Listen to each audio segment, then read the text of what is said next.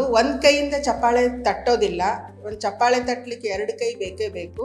ಅದೇ ಥರ ಮಕ್ಕಳಾಗ್ಲಿಕ್ಕೂ ಗಂಡ ಹೆಂಡತಿ ಇಬ್ಬರೂ ಈಕ್ವಲಿ ರೆಸ್ಪಾನ್ಸಿಬಲ್ ಆಗಿರ್ತಾರೆ. ಅರೌಂಡ್ 30% ಆಫ್ ದ ಜನರಲ್ ಪಾಪ್ಯುಲೇಷನಲ್ಲಿ ನಾವು ಬಂಜತನ ಪ್ರಾಬ್ಲಮ್ ನೋಡ್ತೇವೆ. ಅದರಲ್ಲಿ ಮೊದಲಿನ ಕಾಲದಲ್ಲಿ ಹೆಣ್ಮಕ್ಳಿಗೆ ಜಾಸ್ತಿ ಪ್ರಾಬ್ಲಮ್ ಇದೆ ಅಂತ ಅನ್ಕೊಳ್ತಿದ್ವಿ. ಗಂಡಸರಲ್ಲೂ ಕೂಡ ನಾವು ಜಾಸ್ತಿ ಪ್ರಾಬ್ಲಮ್ಸ್ ನೋಡ್ತಾ ಇದ್ದೇವೆ.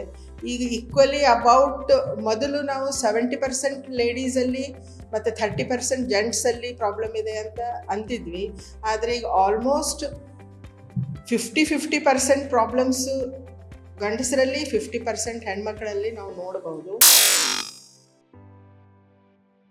ಹೆಣ್ಮಕ್ಳಲ್ಲಿ ಈ ಪ್ರಾಬ್ಲಮ್ ಜಾಸ್ತಿ ಆಗೋಕ್ಕೆ ಕಾರಣ ಅಂದರೆ ಗುಟ್ಕಾ ಸೇವನೆ, ತುಂಬ ಸ್ಟ್ರೆಸ್ಫುಲ್ ಲೈಫು, ಸಿಗರೆಟ್ ಸ್ಮೋಕಿಂಗು,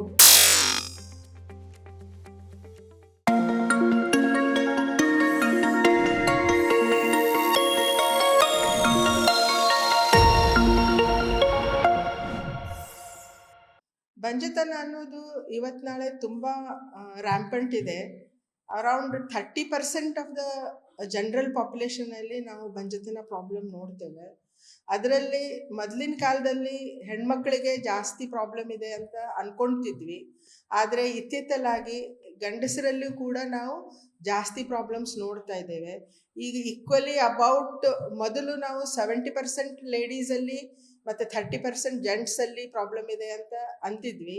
ಆದರೆ ಈಗ ಆಲ್ಮೋಸ್ಟ್ 50% ಪ್ರಾಬ್ಲಮ್ಸು ಗಂಡಸರಲ್ಲಿ, 50% ಹೆಣ್ಮಕ್ಳಲ್ಲಿ ನಾವು ನೋಡಬಹುದು. ಗಂಡು ಮಕ್ಕಳಲ್ಲಿ ಈ ಪ್ರಾಬ್ಲಮ್ ಜಾಸ್ತಿ ಆಗೋಕ್ಕೆ ಕಾರಣ ಅಂದರೆ ಗುಟ್ಕಾ ಸೇವನೆ, ತುಂಬ ಸ್ಟ್ರೆಸ್ಫುಲ್ ಲೈಫು, ಸಿಗರೆಟ್ ಸ್ಮೋಕಿಂಗು, ತಂಬಾಕು ತಿನ್ನೋದು, ಮತ್ತು working in some chemical factories, working agricultural work ಎಲ್ಲಿ ಅದು ಎಣ್ಣೆ ಸಿಂಪಡಿಸ್ತಾರೆ ಗಿಡಗಳಿಗೆ ಅಂತಲ್ಲಿ, ಮತ್ತು ಸ್ಟ್ರೆಸ್ದಿಂದ ಗಂಡಸರಲ್ಲಿನೂ ಈಕ್ವಲ್ ಆಗಿ ನಾವು ಈಗ ಪ್ರಾಬ್ಲಮ್ಸ್ ನೋಡ್ತಾ ಇದ್ದೇವೆ. ಇಂಥ ಪ್ರಾಬ್ಲಮ್ ಇದ್ದಾಗ ಮದುವೆ ಆಗಿ 1-2 ವರ್ಷ ವೇಟ್ ಮಾಡಬಹುದು. 2 ವರ್ಷ ಗಂಡ ಹೆಂಡತಿ ಕೂಡಿ ಇದ್ದಾಗನೂ ಕೂಡ ಪ್ರೆಗ್ನೆನ್ಸಿ ಆಗಲಿಲ್ಲ ಅಂದರೆ ಡಾಕ್ಟ್ರಿಗೆ ಕನ್ಸಲ್ಟ್ ಮಾಡೋದು ಒಳ್ಳೆಯದು. ಡಾಕ್ಟ್ರಿಗೆ ಕನ್ಸಲ್ಟ್ ಮಾಡಿದಾಗ ಗಂಡ ಹೆಂಡತಿ ಇಬ್ಬರೂ ಹೋಗೋದು ತುಂಬ ಅವಶ್ಯಕವಾಗಿರುತ್ತೆ. ಬರೀ ಹೆಂಡತಿಗಷ್ಟೇ ಕಳಿಸಿ ನನಗೇನು ಪ್ರಾಬ್ಲಮ್ ಇಲ್ಲ, ನೀನೇ ಟೆಸ್ಟ್ ಮಾಡಿಸ್ಕೋ ಅಂತ ಹೇಳು ಕಪಲ್ಸ್ ನಾನು ತುಂಬ ನೋಡಿದ್ದೀನಿ. ಆದರೆ ಹಾಗೆ ಆಗಬಾರ್ದು. ಒಂದು ಕೈಯಿಂದ ಚಪ್ಪಾಳೆ ತಟ್ಟೋದಿಲ್ಲ, ಒಂದು ಚಪ್ಪಾಳೆ ತಟ್ಟಲಿಕ್ಕೆ ಎರಡು ಕೈ ಬೇಕೇ ಬೇಕು.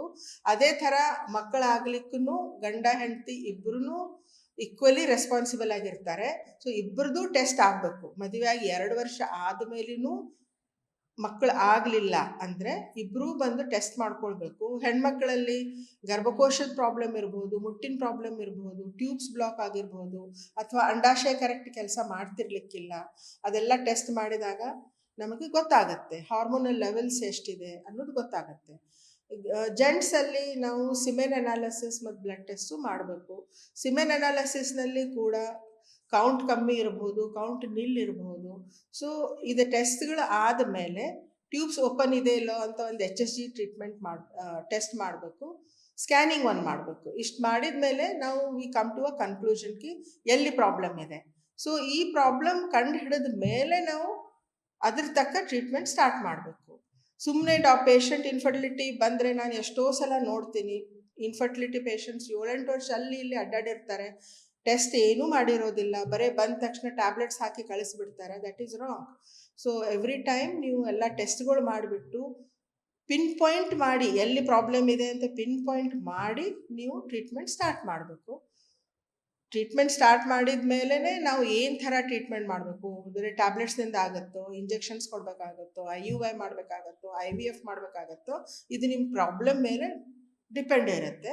ಸೊ ಒಬ್ಬರು ಡಾಕ್ಟ್ರಿಗೆ ನಂಬಿಕೊಂಡು, ಇತ್ತಿತ್ತಲಾಗಿ ನಾನು ನೋಡ್ತೀನಿ 1-4-5 ಡಾಕ್ಟ್ರ್ ಕಡೆ ಹೋಗಿ ಇದು ಮಾಡ್ತಾರೆ. ಅದಕ್ಕಿಂತ ಒಂದು ಒಳ್ಳೆ ಡಾಕ್ಟ್ರ್ ಕಡೆ ಹೋಗಿ ಅವ್ರಿಗೆ ನಂಬಿ ಅವ್ರ ಹತ್ರ ಕರೆಕ್ಟಾಗಿ ಟ್ರೀಟ್ಮೆಂಟ್ ಮಾಡಿದರೆ ಡೆಫಿನೆಟ್ಲಿ ಆಗೇ ಆಗುತ್ತೆ. ಇದು ನನ್ನ ಎಕ್ಸ್ಪೀರಿಯನ್ಸ್. ಇಂಜೆಕ್ಷನ್ಸ್ ಕೊಟ್ಟು ಎಗ್ಸ್ ತುಂಬ ಸ್ವಲ್ಪ ಹೈಪರ್ ಸ್ಟಿಮ್ಯುಲೇಷನ್ ಅಂತ ಆಗ್ತದೆ, ಬಟ್ ಅದಕ್ಕೂ ಬೇರೆ ಥರದ ಇಂಜೆಕ್ಷನ್ಸ್ ಬಂದಿವೆ. So it is a very safe procedure.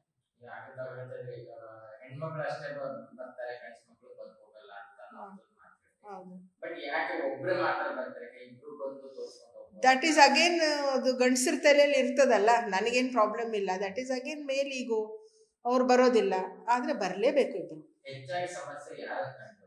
ಈಗ ಇಬ್ಬರಲ್ಲೂ ಈಕ್ವಲ್ ಸಮಸ್ಯೆ ನಾವು ನೋಡ್ತಾ ಇದ್ದೀವಿ. 50-50%. ಗಂಡಸರಲ್ಲೂ ಅಷ್ಟೇ ಪ್ರಾಬ್ಲಮ್ ಇರ್ಬೋದು, ಹೆಣ್ಮಕ್ಳಲ್ಲಿನೂ ಅಷ್ಟೇ ಪ್ರಾಬ್ಲಮ್ ಇರ್ಬೋದು. ಹೆಣ್ಮಕ್ಳಲ್ಲಿ ಯಾವ ರೀತಿಯ ಸಮಸ್ಯೆ ಕಾಣ್ತದೆ? ಅದು ಹೇಳಿದ್ನಲ್ಲ, ಗರ್ಭಕೋಶ ಪ್ರಾಬ್ಲಮ್ ಇರಬಹುದು, ಆಕಿದು ಮುಟ್ಟು ಸರಿಯಾಗಿ ಬರ್ತಿರ್ಲಿಕ್ಕಿಲ್ಲ, ಟ್ಯೂಬ್ಸ್ ಬ್ಲಾಕ್ ಆಗಿರಬಹುದು, ಅಥವಾ ಅಂಡಾಶಯಗಳು ಕರೆಕ್ಟಾಗಿ ಕೆಲಸ ಮಾಡ್ತಿರ್ಲಿಕ್ಕಿಲ್ಲ. ಸೊ ಇದೆಲ್ಲ ಫೈಂಡ್ ಔಟ್ ಮಾಡಬೇಕು ಫಸ್ಟ್. ಈಗ ಕೃತಕ ಗರ್ಭಧಾರಣೆ ಮಾಡಿಸ್ಕೊಂಡ್ರೆ ಮುಂದೆ ಅವ್ರು ಯಾವ ರೀತಿಯ ಕಷ್ಟ ಅನುಭವಿಸ್ಬೋದು? ಈಗ ಒಂದೇ ಸರ್ತಿ ನಡೆಯುತ್ತಾ ಅಥವಾ 2-3 ಮಕ್ಕಳಿಗೂ ನಡೆಯುತ್ತಾ? 2-3 ಮಕ್ಕಳಿಗೂ ನಡೆಯುತ್ತೆ. ಯೂಶಲಿ ಕೃತಕ ಗರ್ಭಧಾರಣೆಯಲ್ಲಿ ನಾವು ಸ್ವಲ್ಪ ಟ್ವಿನ್ಸ್ ಪ್ರೆಗ್ನೆನ್ಸೀಸ್ ಜಾಸ್ತಿ ನೋಡ್ತೇವೆ. Twin pregnancies. ಸೊ ಒಂದ್ಸಲ ಒಂದು ಅವಳಿ ಜವಳಿ ಮಕ್ಕಳು ಆಗಿಬಿಟ್ರೆ ಅವ್ರು ಮತ್ತೆ ಬೇಕಂದ್ರೆ ನಾವು ಮತ್ತೆ ಟ್ರೀಟ್ಮೆಂಟ್ ಮಾಡಬಹುದು. ಮುಂದೆ ಮಕ್ಕಳ ಬೆಳವಣಿಗೆ ಯಾವ ರೀತಿ ಇರುತ್ತೆ? ಅದಕ್ಕೆ ಏನು ಪ್ರಾಬ್ಲಮ್ ಇಲ್ಲ, ಮಕ್ಕಳು ನಾರ್ಮಲಿ ಬೆಳವಣಿಗೆ. ಕೆಲವು ಟೈಮ್ ಹೇಳ್ತಾರೆ ಹೊಂದಾಣಿಕೆ ಇರೋದಿಲ್ಲ ಅಂತ ಹೇಳ್ತಾರೆ, ಅಂದ್ರೆ ಕೆಲವೊಂದು ಟೈಮಲ್ಲಿ ಮಕ್ಕಳು ಬುದ್ಧಿಮಾಂದ್ಯರಾಗಿರ್ತಾರೆ. ಹಾಗೇನೂ ಇಲ್ಲ, ಹಾಗೆ ಪ್ರೂವನ್ ಸ್ಟಡೀಸ್ ಏನೂ ಇಲ್ಲ.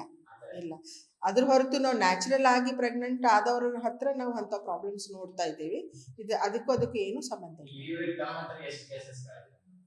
ಎಂಥ ಕೇಸಸ್ಸು ತುಂಬ ಆಗಿದಾವ್ರಿ. ನಾವು 35 ವರ್ಷದಿಂದ ಪ್ರಾಕ್ಟೀಸ್ ಮಾಡ್ತಾ ಇದ್ದೇವೆ. ತುಂಬ ಆಗಿದಾವೆ, ಅದೇನು ನಾವು ಲೆಕ್ಕ ಇಟ್ಟಿಲ್ಲ.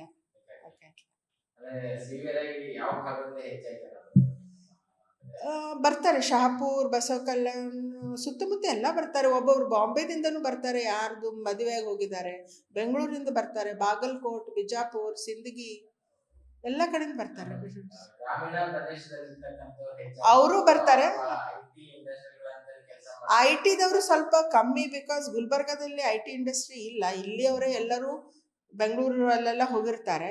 But only thing, because of proper communication and ನಮ್ಮತನದಿಂದ ನಾವು ಇಲ್ಲಿ ಟ್ರೀಟ್ಮೆಂಟ್ ಮಾಡ್ತೀವಿ ಅವ್ರಿಗೆ. ಅದಕ್ಕೆ ಇಲ್ಲಿಂದ IT ಹೋದವರು ಕೂಡ ಬೆಂಗಳೂರಿಂದ ಟ್ರಾವೆಲ್ ಮಾಡಿ ಇಲ್ಲಿ ಮಾಡ್ಕೊಂಡು ಹೋಗ್ತಾರೆ ಟ್ರೀಟ್ಮೆಂಟ್. ಗ್ರಾಮೀಣದಿಂದ ಬರ್ತಾರೆ, ತುಂಬ ಜನ ಬರ್ತಾರೆ. ಎಲ್ಲ ಕಡೆ ಅವೇರ್ನೆಸ್ ತುಂಬ ಆಗಿದೆ ಈಗ. ಅನುಕ್ಷಣದ ಸುದ್ದಿಗಳಿಗಾಗಿ ವಿಸ್ತಾರ ನ್ಯೂಸ್ ಯೂಟ್ಯೂಬ್ ಚಾನೆಲ್ ಸಬ್ಸ್ಕ್ರೈಬ್ ಮಾಡಿ. ಹೊಸ ಸುದ್ದಿಗಳ ನೋಟಿಫಿಕೇಶನ್ಗಾಗಿ ಬೆಲ್ ಐಕಾನ್ ಕ್ಲಿಕ್ ಮಾಡಿ. ಲೇಟೆಸ್ಟ್ ಅಪ್ಡೇಟ್ಸ್ಗಾಗಿ www.vistaranews.com ವೆಬ್ಸೈಟ್ಗೆ ವಿಸಿಟ್ ಮಾಡಿ. ಅಂಗೈಯಲ್ಲೇ ಜಗತ್ತಿನ ಸುದ್ದಿ ತಿಳಿಯಲು ವಿಸ್ತಾರ ನ್ಯೂಸ್ ಕನ್ನಡ ಆಪ್ ಡೌನ್ಲೋಡ್ ಮಾಡಿ.